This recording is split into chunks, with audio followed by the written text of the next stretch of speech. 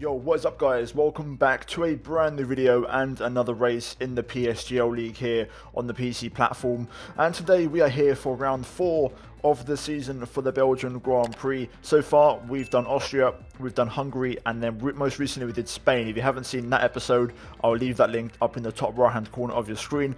But today we are here at Spa, and straight away we jump into qualifying, and there was rain on the way, so we had to get out there early and try and get a lap on the board because there was going to be some rain inbound, and potentially this could be our only run.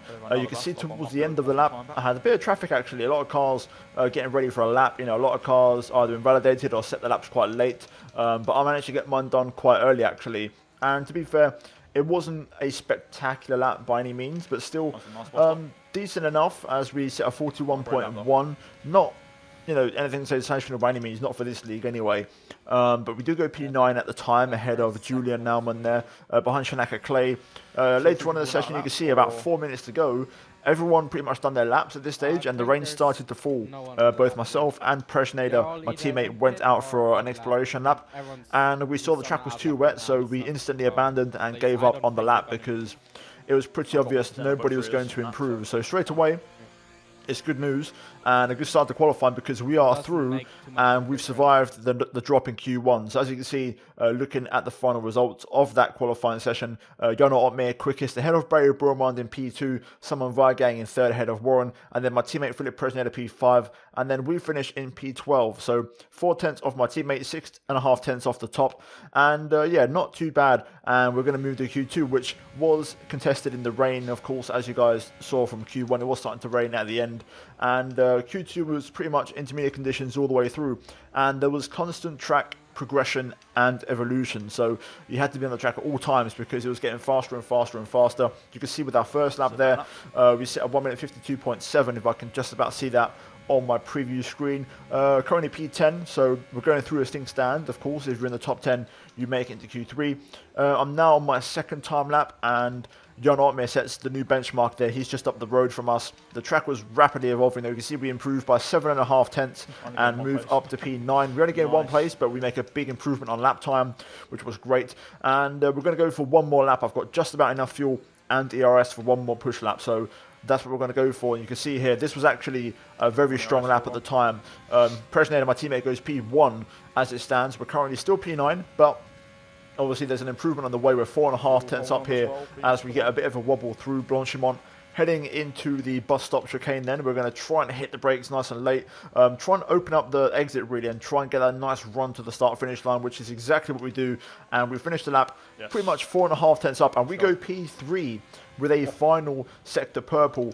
Presneda currently P1, Otmir second, and we are in third place. So Ferrari 1-3 for now, but later on in the session, others would improve. The rain actually stopped, and I was able to get back out on track on a fresh set of inters, and I managed to cross the line with about 8 seconds to spare. So I'm going to have just one lap here to improve, because at the minute everybody is on the track on a lap trying to improve. We're currently P5, and there could be more improvements on the way. You can see Josh Idaru has got ahead of us.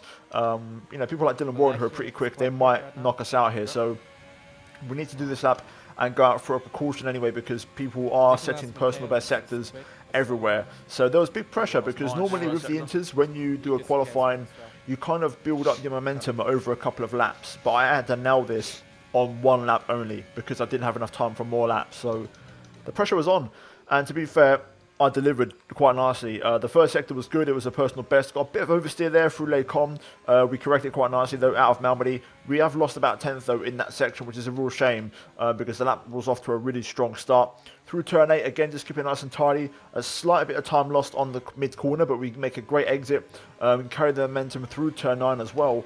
And we're currently pretty much 2 tenths up as we drop down to P7 now, as cars around us start to improve. Now P8 as someone else improved ahead of us, and we're looking pretty dangerous now. 9th place as we keep on dropping here. Everybody's setting better lap times, so we need this lap to count because we could be in trouble here. So making our way through the left and then through the right and then the left, then into Stavlo as Barry Burmand goes P1 fastest of anybody, carrying the speed through Stavlo, purple middle sector from us, and this is looking pretty decent so far. Currently in Q3 as things stand, but you can't be too sure.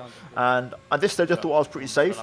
I actually stopped looking at the top left at the position counter, and little did I know that I actually got pushed out of the top 10. You can see I'm currently P10, and then I believe Dylan Warren is going to improve shortly. So this was it. It was big pressure. This lap had to be on, and you can see 3.5 tenths up. Lose a little bit of time on the bus stop on the exit, which is a real shame. But across the line from P11, we make it into P10, and crucially, we get back in. As you can hear me say in the background there, I kind of realised as I crossed the line that I actually got pushed out, and crucially, with that improvement, we eliminated Josh Idlewood, which was a massive surprise for me. Warren also eliminated in that qualifying session as well. So I was very happy.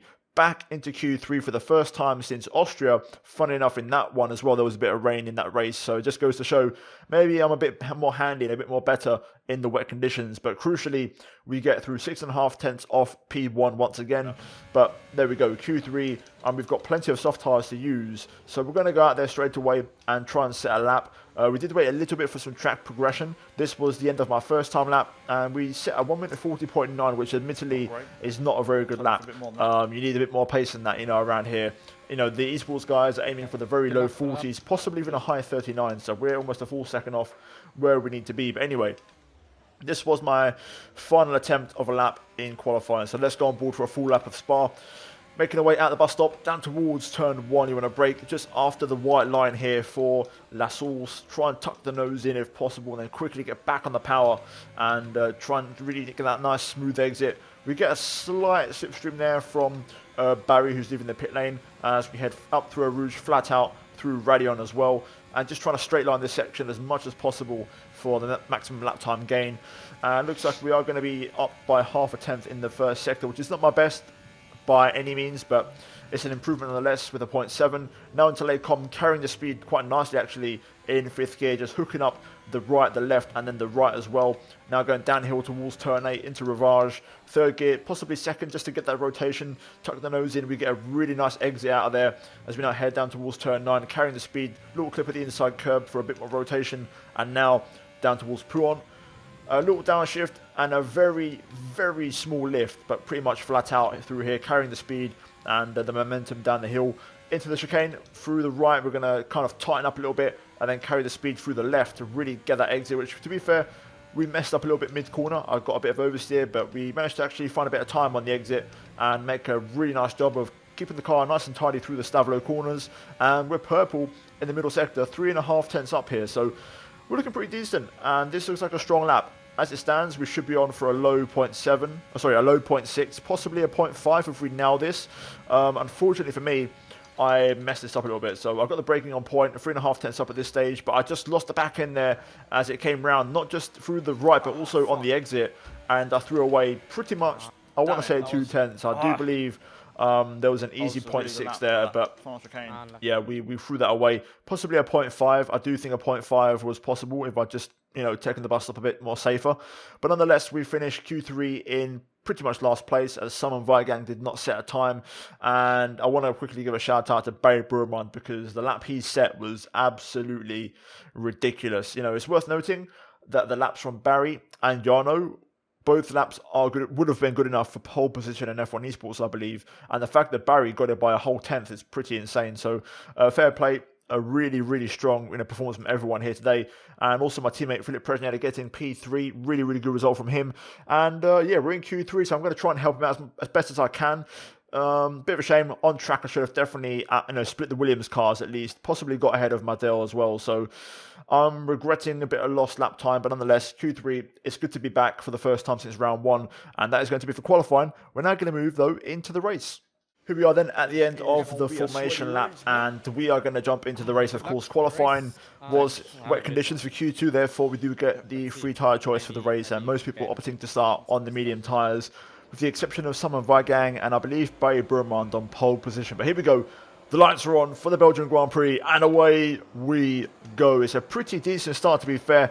Salmon gets off pretty well, of course, as you'd expect on those soft tyres. Down towards turn 1, then we're going to hold the inside line through here and try and hold our P9, but Salmon gets a nice bit of traction on the exit. Even on the curb, to be fair, the soft tyre is quite strong with traction, and at this stage he's going to have the advantage, so there's no point, as you can hear me say, in me even fighting it, because it's just ridiculous. Might as well just let someone get on with it and see if you can open some opportunities for me to overtake. Heading along the Kemmel Straight here, you can see someone getting side by side with Alvaro Carreton in the Williams. We're going to head down towards Les Combes though. Again, brake a little bit early, be cautious, and just go for the measured approach here, because I might be able to get something out of this. Heading through the final one at Malmedy. Down towards turn 8, we've got Warren right behind us in the racing point as we try to have a little look around the outside here. A little bit of early braking, you know, I thought I'd try my luck.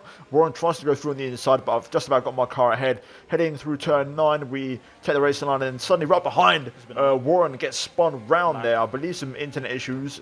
It's known, and I've known for a while, you know, Warren has some internet issues.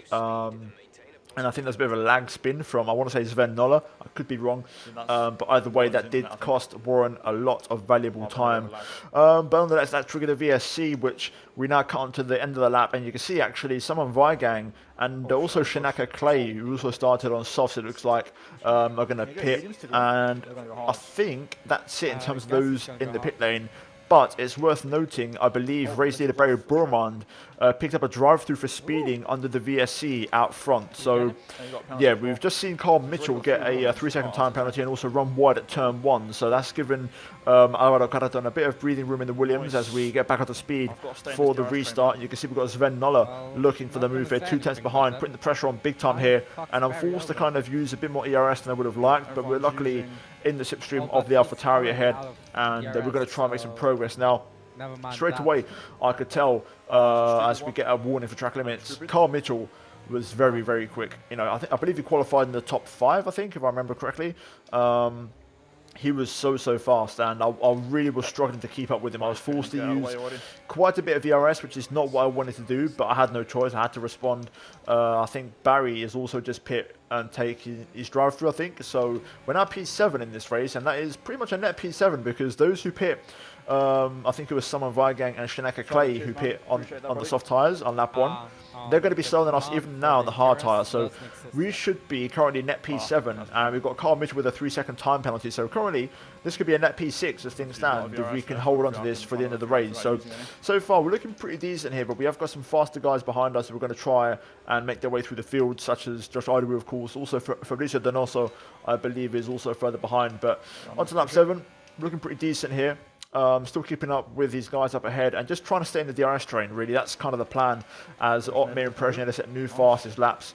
I'm just trying to stick with the pace, simple as that. But you can see now, lap number 8, I was starting to struggle. It seems like I had slightly higher tyre wear than everybody else, and I was really struggling to hold on to the DRS of Carl Mitchell. You can see I'm using the battery, but I believe, just hold on to DRS this lap. On the Kemmel Straight, I just about was within a second in the detection point, but we're really just about hanging on. Meanwhile, behind us, Sven Noller getting overtaken by Josh Idawu in the McLaren, and I knew at this stage, once Josh got by, which I was kind of hoping Sven could have held on with my DRS, it was going to be pretty short-lived, because Josh is a very fast driver, of course. I did manage to, you know, eliminate him from Q2. That's going to be my little pat on the back. I'm going to praise myself for that one this race, but he is just a much quicker driver than me. I get a bit of an oversteer moment through the bus stop on lap 8, and that pretty much sentenced me to dropping out of the DRS range of Carl Mitchell. So we've now lost contact with this lead group, which is a real shame.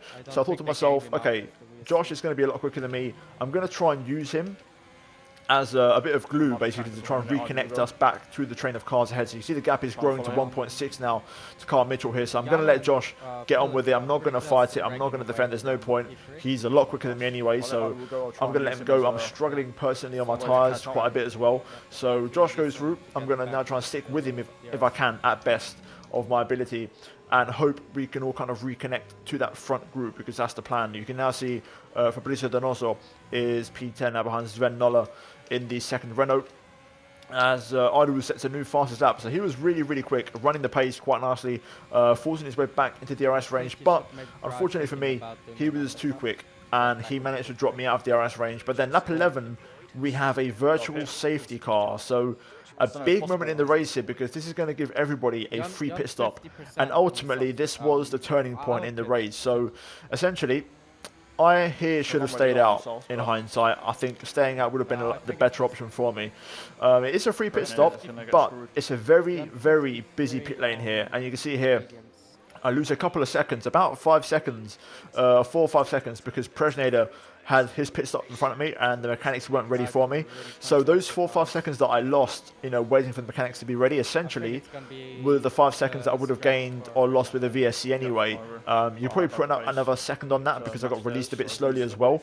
And you can see how I rejoined behind Josh, and we're going to rejoin in the mix with Shanaka Clay and Simon Weigang. So essentially, in hindsight, I should have gone long and stayed up one more lap. And the reason for that is because Nicolas Mateo in the Williams, who is a teammate of Alvaro Carreton, he stayed up one lap and he benefited massively from just going one more lap and, you know, avoiding all the pit lane confusion.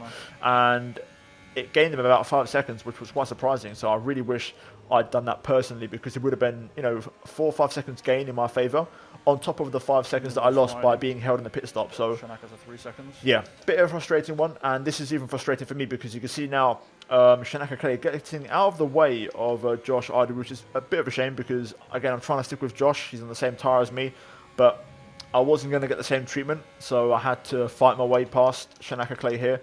And, you know, I understand it's normal, it's the way it goes. You know, these guys race themselves all the time, and if you know you've got an esports driver coming up behind you, you're going to let him go. It's normal. But if you've got a content creator like myself who's not the fastest driver, then you're going to put up a bit of defense. Either way, we go down the inside of Shanaka Clay at turn 1, and we're going to get the move done.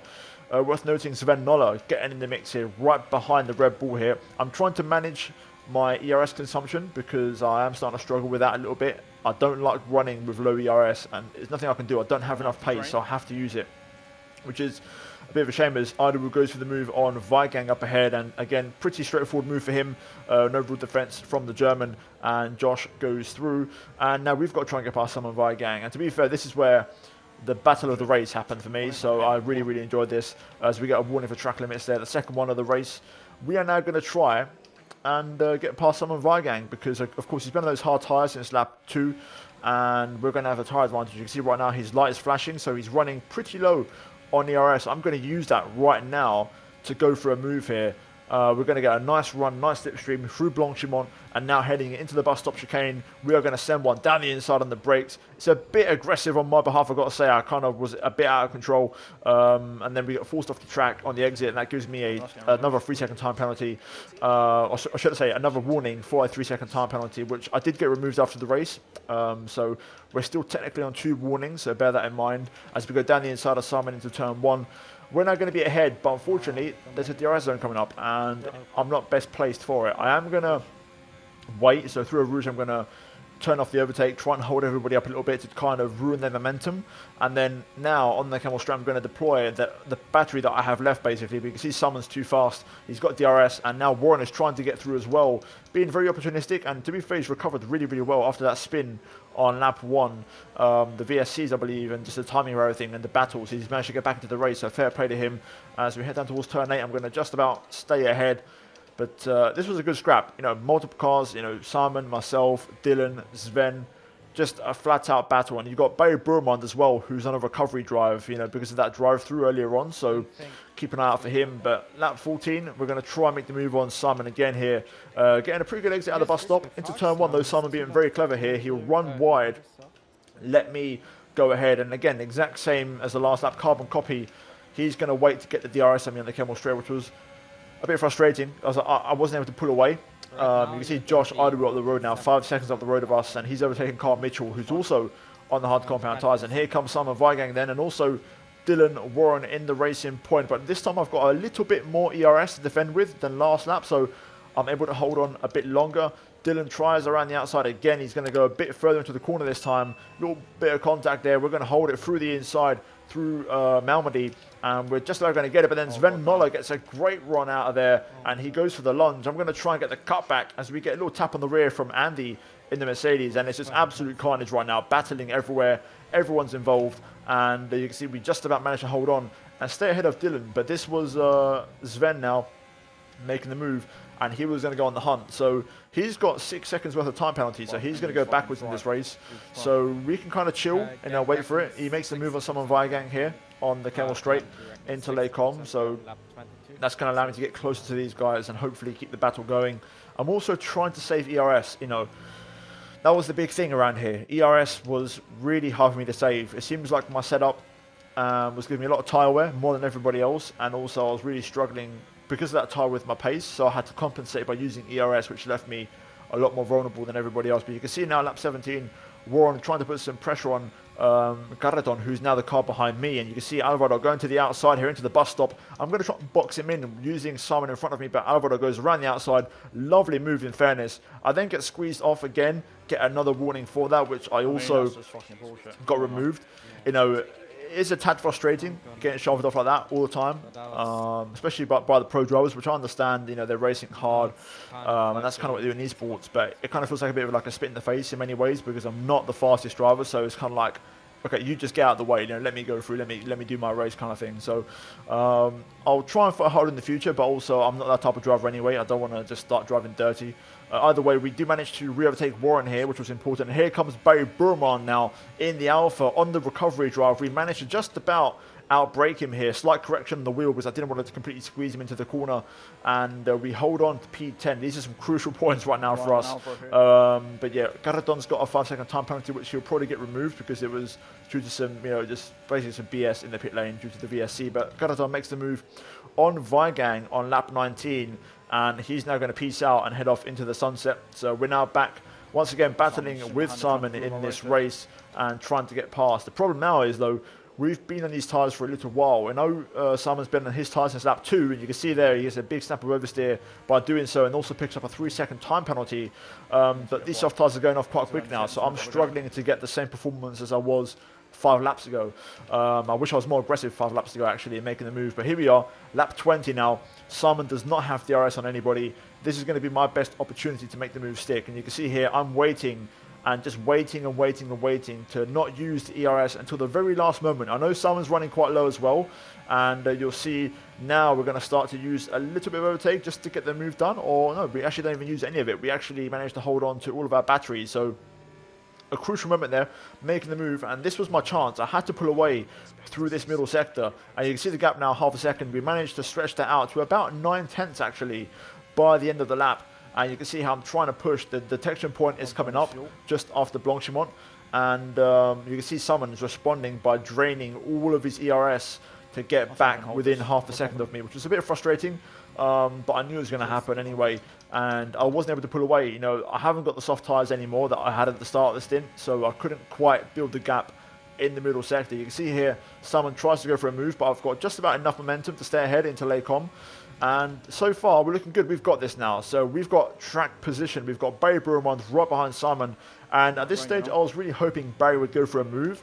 He's also on pretty old medium tyres, but if Barry goes for the move on Simon, that's going to give me the opportunity to just pull away and break away. But you can see in the bottom right, my tyre wear is starting to pick up here, and I'm struggling big time for some grip. Again, similar to the first stint, I was losing my tyres quicker than everybody else. You can see the gap got to as big as 7.5 of a second, but then after that one mistake out of turn 9, I lost all confidence in the car. I was really struggling to hold the tyres, and this brought Simon back into play once again. So a bit of a frustrating one. Currently, as it stands, I'm P9. I don't have a 3-second time penalty. That will get removed after the race. Sven Noller has 6 seconds worth of time penalties. So on paper, we could finish in 8th place this race if we hold on for one more lap. And that's kind of what I was banking on. You know, Simon Vigang's got a 3-second time penalty as well. So all we've got to do is make sure we keep it very tidy on this last lap. And even if we finish behind Simon, we should finish in 8th place because Alvaro will get his penalty removed after the race. So that was the strategy. Unfortunately for me, I just wasn't able to save enough ERS or fuel, and also my tyres were really struggling now. Like big, just struggles all round with traction. Through turn 1, I get a bit of a tap on the rear through there. We tried to get an exit. I'm not using any ERS. I'm saving absolutely everything for the run over the top of Radion and onto the Camel Straight. Simon's right on my gearbox here. He's got a great run on us. And then look at this. Simon gets the run on us. Barry is going to get the run as well. And behind Barry, we've got Dylan Warren as well. All three of them are just going to get an absolutely colossal run as Simon makes the move. At this stage, I should have covered off the outside line, but that allows Barry to go through. There's contact, and we lose 2 places, unfortunately, to him and Warren, and dropped to P12, which was really annoying because Barry and Warren had no penalties, so these were net positions, which was really frustrating. And I don't really blame Barry for it at all. It was the net code and the contact model of this game. The way I got pushed off so aggressively from just a very, very small tap was quite frustrating. But nonetheless, we enter the bus stop for the final time. My tyres are absolutely shot to pieces. You can see in the bottom right, the indicator is red. And we lost the sauce, unfortunately. We hit the cliff a bit too soon. We crossed the line. We finished P12 across the line, but once penalties got removed and the top 10 got sorted out, we did score a point in this race here today. So a small consolation and a tough battle. By far one of the most, like tough battles in terms of like a battle of attrition, constantly having to work, trying to pull gaps, maintain gaps, save ERS, use it, fuel, engine overheating, people trying to get the 2-for-1 overtakes, and you have to kind of defend from that. A couple of times Warren tried to get through when Simon overtook me. Loads of things were happening in that race, but it was an absolutely crazy one and a very mentally tiring race. But in the end, we get 1 point.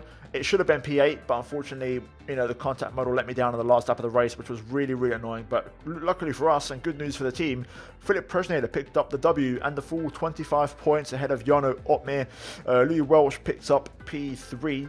Then it's going to be Josh Adu P4. Great recovery from him, considering I was battling with him midway through the race. Matteo, who I mentioned before, benefited really, really, massively from staying out 1 more lap during that VSC. He finishes P5, so again, a bit of regret knowing that I should have maybe gone for 1 more lap.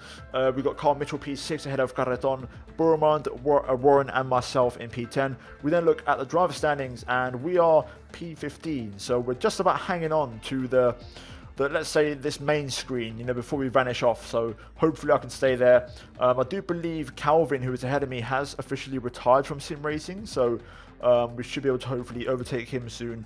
And also with that win, Presnader gets right back in the mix for the Drivers' Championship, only 5 points behind Barry Bourmond. This is looking pretty damn spicy, so hopefully Philip can do a good job for the team and try and push forward. There's a really, really close battle there. You can see from Jarno Otmir down to Louis Welch in P6 as well. And then finally, we look at the constructors and we are still in 2nd place and 16 points clear of Williams. So if I can just try and just score a few more points, that would be great. Today should have been a few more points for us, but unfortunately we'll have to just settle for the 1 point. But guys, that is going to be it from me here today. As always, thanks to the members of the channel for supporting all my content, and I really, really appreciate it. If you guys enjoyed the video, leave a like, subscribe for more, check out the 2 videos on screen right now, and I'll see you guys next time for round number 5. But until then, take care, and it's goodbye from me.